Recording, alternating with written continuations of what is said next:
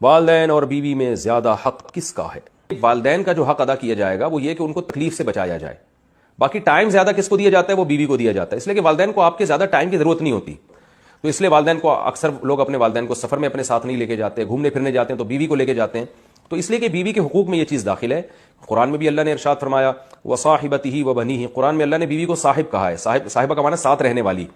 تو ساتھ رہنے والی کیونکہ وائف ہے تو ٹائم عام طور پر اس کو زیادہ دیا جاتا ہے، اور یہ اس میں والدین کی حق تلفی نہیں ہے کیونکہ والدین کو اولاد سے زیادہ ٹائم چاہیے بھی نہیں ہوتا. اسی طرح خرچہ جو ہے، کیونکہ والدین خرچے کے محتاج نہیں ہوتے، کیونکہ آپ کے والد بھی کما رہے ہوتے ہیں جو آپ کی وائف، آپ کی ماں پہ خرچ کر رہے ہوتے ہیں، اپنی وائف پہ یعنی خرچ کر رہے ہوتے ہیں. تو لہذا آپ کے ذمہ یہ نہیں ہوتا کہ اپنی ماں پہ خرچ کریں آپ، کیونکہ وہ آپ کے والد کے ذمہ اور وہ انہوں کو کھلا رہے ہوتے ہیں. وہ یا آپ کی والدہ کی پینشن آتی ہے یا آپ کی والدہ جاب کرتی ہیں، جبکہ بیوی کا خرچہ جو ہے وہ مرد کے کندھوں پر اللہ نے ڈالا ہے.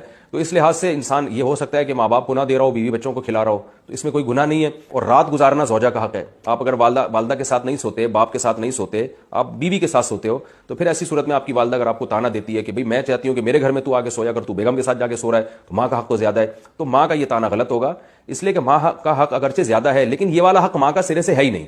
والدین اگر مالدار ہیں تو آپ پر والدین کا خرچہ لازم نہیں ہے، لیکن بیوی کروڑ پتی بھی کیوں نہیں ہو پھر بھی شوہر کے ذمہ اس کا نان نفقہ ہے، کیونکہ وہ اپنا گھر چھوڑ کر آپ کے گھر میں باؤنڈ ہوئی ہے اسی بیس پر کہ اب نان نفقہ آپ نے اس کا اٹھانا ہے.